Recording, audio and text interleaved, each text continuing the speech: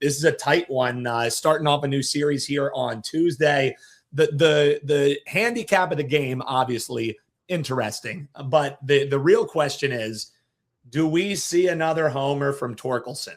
I mean, so this guy on Sunday, he hits another homer against Cincinnati. That made it his 5th straight game with a home run. If he makes it to 6, it's going to be the first time we've seen this in 2 years. It was Devers who did that, 2 seasons ago. So yes, the handicap is interesting, but are we just continuing to bet Torkelson home runs? Because we would have cashed some nice tickets if we did that, Drew. I mean, the trend is your friend in sports betting. That's a little slogan I like to go with, and a lot of things in life, the stock market and sports betting. So I wouldn't talk you off of it. I mean, that's a nice stat there. In terms of the way I broke it down, Dan, I just go to this price point, man. I mean, looking at odds logic right now, as low as -115 on the Atlanta Braves. I mean, this team's 20-9. They're 10-5 at home. They're 10-2 their last 12. Those are just stats I find tough to step in front of. And Martin Perez, he's not going deep, but he's got a sub-3 ERA. And oh, by the way, it's correlated in Major League Baseball for as long as I can remember. When you're 20-9, that usually speaks to you have a good bullpen. And sure enough, if you go by bullpen whip, #1 bullpen in baseball, that being the Atlanta Braves. Now, it's nothing against Casey Mize, speaking of Auburn, the #1 pick out of Auburn a few years ago. He's had a great year. I mean, outside of one start, he's been really good, but it's just go back to that bullpen edge. The Tigers, they've struggled a little bit with their relief arms. I have them at number 24 by my bullpen ratings. So that's what bottom 6 or 7 there. Detroit's also a team that has huge home road splits. This Detroit Tigers team, 10-2 at home there in the Motor City, but when they go on the road, they're just 5-12. I think they're going to struggle here, and it's speaking more towards the Braves and how good this Atlanta team is. So heading to Cobb County tonight, Braves being at home, I think the number's short, Dan. Give me the Braves over the Tigers. Yeah, and with how much these rosters have changed, things like that, it's not really fully.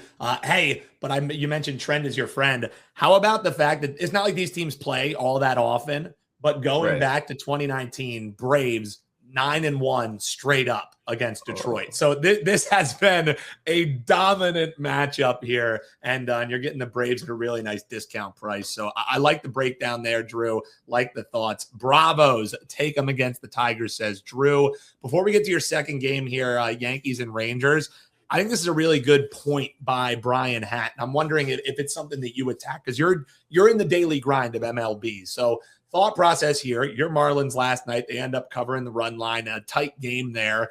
But Brian pointing out there were a lot of stranded batters. So when you're seeing a team that doesn't quite convert, hits into runs, do you see that as maybe a chance to, come in and sweep back in on a positive regression the following game or in the following series, where a team that's leaving batters stranded, is there potential for them, obviously, to right that ship, especially a team like the Dodgers, who are big favorites all the time? He's looking at taking that team total over simply because of how many batters were just chilling on base last night. Not just in that game. Is that something that you kind of handicap, something that you look at, how many times people leave runners in scoring position, and if you think a positive regression could potentially come in the following games? Absolutely. For the full course of the season, those are numbers I would definitely look at, and I do look at. In terms of just one game, though, I almost feel like it's a little bit of a short sample size, because I'm just kind of speaking off the top of my head, but I know Junk is going tonight for the Marlins. And he's been really good. He actually only gave up 1 hit his last time out. Now, I'm not saying he's going to be able to do that against the Dodgers lineup, but it is something to kind of bring in. But yeah, it's a great point. I mean, it is something to just speak to, the Dodgers being obviously winning games. I mean, I would say the best team in baseball. But tonight, I mean, the way I actually went and betted the Marlins and the Dodgers tonight, West Coast at night, talked about Junk giving up only 1 hit, and Shohei Ohtani is on the hill here for the Dodgers. And I mean, he's been great. He's got a 0.38 ERA, both bullpens top 10 by my metrics. So I actually think the unders in play in Southern California. Yeah, sounds like maybe even a potential first 5 under with that pitching matchup. I love the thoughts there. And look, you even get a little extra there from Drew just because you asked a question. Hit that like button, folks. You drop in the comments. You never know what you're going to get.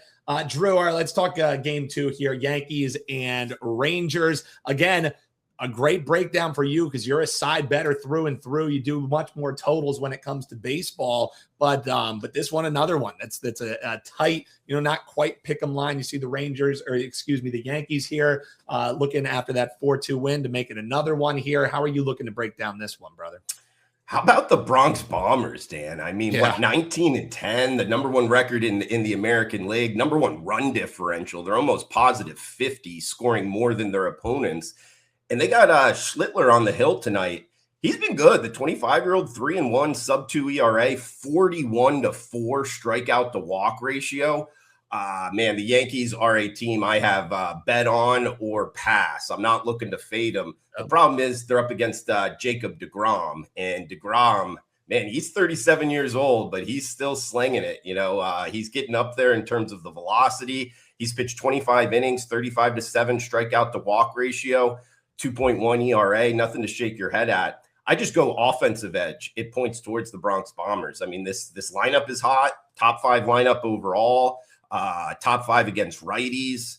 And talked about Schlittler and how good he's been on the bump. So 9-2, their last 11. Talking about the Yankees. Again, I don't want to step in front of them. And in fact, I like them tonight. And it's almost one of those handicaps where Jacob deGrom, you would probably give a slight edge to, but it's just the offensive edge goes so much more towards the Yankees guys. And again, I go back to numbers, minus 115. So you're laying 115 to win 100 with a team that's playing this good a ball right now. Yeah, I like the Yankees, Dan.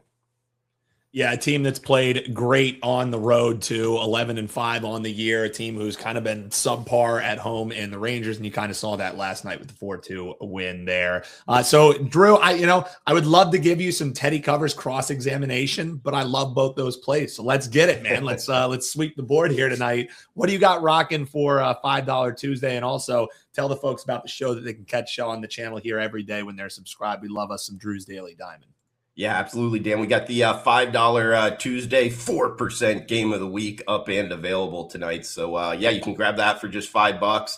And Drew's Daily Diamond, going daily right here on the WagerTalk YouTube channel, breaking down 2 or 3 free bets on the MLB slate. So, I guess when you're done with WagerTalk today, go check out the show for today. And Dan, I want to say, because we were talking about the changes in college football, how about the changes in the MLB betting landscape with these exchanges coming out? You brought up, I bet MLB sides a lot.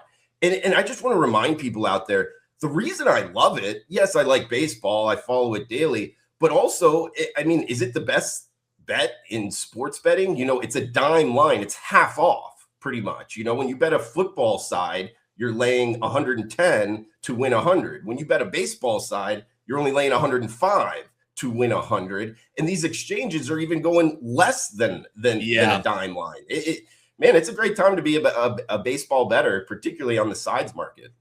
So as that, and I know that, typically still when we're releasing stuff for clients, we're doing it for people who can get it down at the sports book. But we were just talking yesterday with Steve and with Bill about how these predictive markets, these exchange markets, they're not going away anytime soon, Drew. No. So adding them to your portfolio, if they're available in your area, it's a no-brainer, because what do we preach all the time, right? Find the best price. Even if this is kind of a new frontier for you, these are places where you can find the best price, Drew. Yeah, and you say they're not going anywhere. In fact, the U.S. government just said they are legal. And if you look at, the S&P 500, I love throwing this out there in terms of the stock market. We're at or near all-time highs. And go look at FanDuel, or actually we should say DraftKings stock. It's down 50%. That's speaking to where people are betting, where people are going. And it's to the exchanges because you're getting better numbers.